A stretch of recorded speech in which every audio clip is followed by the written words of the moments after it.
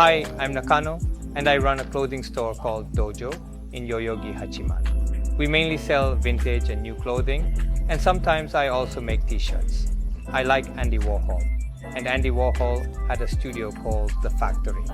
I thought that was a good name, and when I thought about it in Japanese, Dojoe came to mind. When you read it in English, it sounds like Dojo, so that's what I named the store. When I'm riding my bike through this street, I see it's a lot of people's commute route. If I'm out drinking or eating, I see that many people who are into clothing, so I feel like they would understand if I did something unusual. That's just the kind of neighborhood it is, I guess. I originally worked at a vintage clothing store in Koenji, where I learned a lot. After that, I was taken to the States, but I wanted to go on my own. I got a student visa. It was like studying vintage clothing abroad and spent a year thrifting and selling things in Rose Bowl. However, it was bad timing because it was when Hedi Slimane was trending. Only extra small or 34-inch waist sizes were selling. I thought, I can't make this work, and returned to Japan. Then, a friend taught me how to screen print, and I got hooked on making my own t-shirts and started my own brand. As I was doing that, I had the opportunity to help out at my seniors' vintage clothing stores.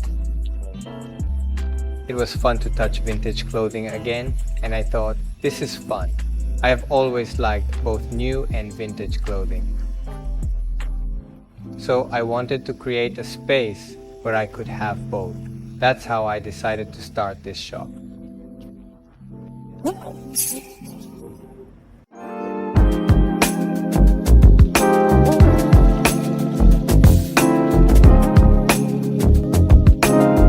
This is the exterior of the shop. I went with this neon sign and clear signboard because I wanted something simple, easy to understand, and visible at night. I wanted the exterior to be as simple as possible. I casually started by putting out 1 or 2 cat figurines. It turned out that this area is on the kindergarten's walking route, and one time they started doing counting practice here. I thought, I have to add or take away the cats to make it educational.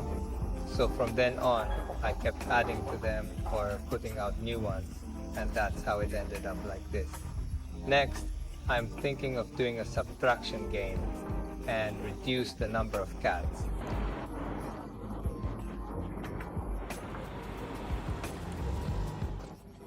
This is the interior of the shop. This is an agave, a succulent plant. It's a house plant, and it originally came from Central and South America. This one in particular was grown in Nagano Prefecture, in a village called Asahi that is 700 meters above sea level. The large temperature difference between night and day makes them strong even during winter. It can be easily grown outside in Tokyo during the winter. One of the characteristics of the agave is that each leaf changes its color and shape based on the amount of sunlight or water. It's like you're growing a pair of jeans. It's very interesting, and I recommend it. Next to it, we have these helmets. These are helmets from the 1970s. I find them at antique flea markets in the US. If they're in good condition and are in a size that Japanese people can wear, I buy them because surprisingly they are hard to find. Next to it is a pennant patterned box, a tin box. This one is a trash can. This one is from around the 1970s, and it's a popular Ivy League college item. It's like the Big Six League in Japan. These items have been becoming popular lately, and even Americans are collecting them, so it's become hard to find them. Then there's this bear. Actually, this was the mascot for the Moscow Olympics. It was from 1979, I believe, but it was during the Cold War. So the US and other Western countries boycotted the Olympics. It's kind of an unfortunate mascot. It's a bit pitiful. There are surprisingly many collectors for these items because there aren't many of them. These are champion reverse weaves, but they are US model. Compared to the Japanese model, the sizes are different. They're big and they have a 90s or old silhouette. So many people like them. This one has a half snap, which is a bit different, so it's interesting. Over here, these are all new items. This is Patagonia. Patagonia is pretty well known in Japan, but I buy the models that aren't sold here. Those models are surprisingly more stylish. Then there's the North Face. The Japanese and American models are different, just like with the Champion items. The American models have a 90s style oversized fit, which many people. When I parallel import items, I really focus on bringing US models that aren't sold in Japan. I always think about bringing items that you can't buy in Japan. These are vintage reverse weave items from the 80s, 90s, and early 2000s. They're what you call original items. Back then, these were actually not used as gym clothes. Japanese people can wear them without any hesitation, but they were an item that Americans would never wear. However, recently, Americans have started wearing them, and the demand for them has increased, which makes it harder to buy. The prices for them have gone up too. Out of all those items, finding ones that look good is very important. As people have said for a long time, there's the 3-tier print or the water-based print. These are done with water-based ink, and the water-based prints are very popular. It's popular because it has a nice texture. It gets fluffy when it's washed, which makes it look good. This one is exactly like that. It gets fluffy. That fluffiness is considered stylish in the design. This is an easy example to understand, but the black body is very rare. It's not very common for black to be the theme color for colleges and high schools, but also Americans don't tend to like black. So you almost never see a vintage black body, so they're very rare. Over here we have American-made jackets, mainly from the 90s, or this one is from the 70s, called Big E. These have become very popular lately, and it's become difficult to buy them. Basically, there's value attached to Levi's that are made in the US. Items with unique colors or items that have been processed are especially popular and have become more expensive. The characteristics of the 90s jackets, which started from the 80s, are the wide and oversized fit. They're popular because they're great for wearing in an oversized way. This is the pants version. One of the points that I focus on is that they are dark in color. The size balance is very important depending on the model number. This is a 505 model and it has a slight taper. The taper means the silhouette changes depending on the original length. For example, if the length is too long, the taper will be less when it's worn.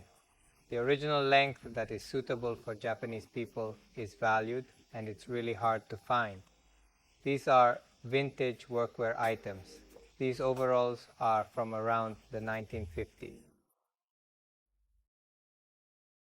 This one is from around the 60s. It's a Big Mac.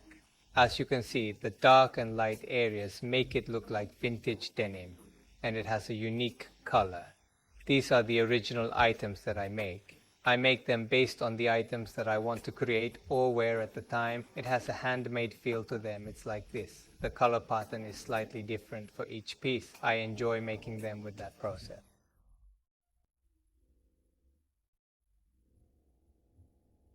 Okay, next up are vintage t-shirts. I'd like to select an interesting one. And it's this t-shirt that says, "Don't listen to Bob Marley." It's from the skate brand Birdhouse.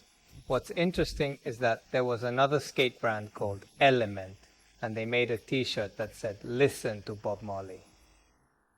It ended up being pulled from the market due to copyright issues, but it's a famous 90s t-shirt. Another skate brand from the same 90s era made this message that dissed that t-shirt. This is the first time I've seen something like this. I was surprised and amazed that there was something like this. That's why I think vintage clothing is so fun.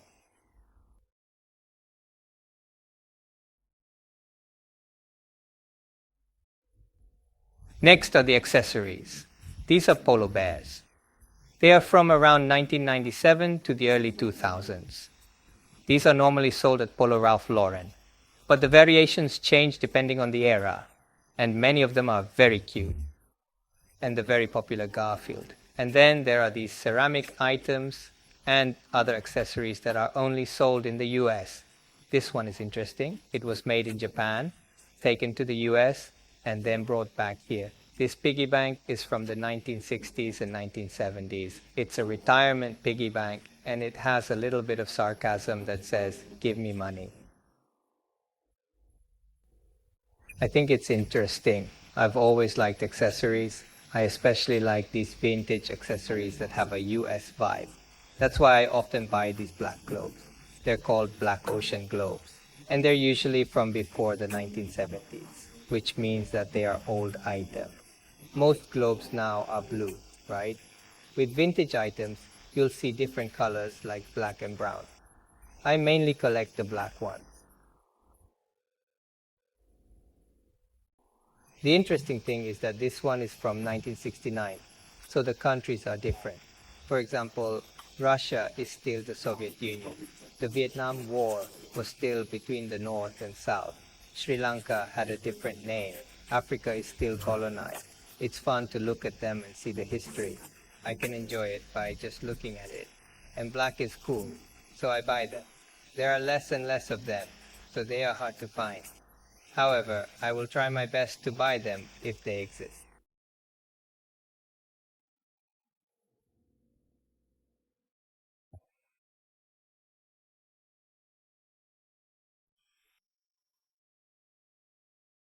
I am simply going to focus on doing the basics. I don't know how many times I will go to the US this year, but I'll take it one step at a time.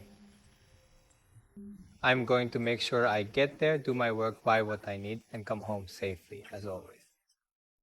When I have some free time, I'd like to think of fun ideas and plans with my staff and friends, and enjoy connecting with the customers.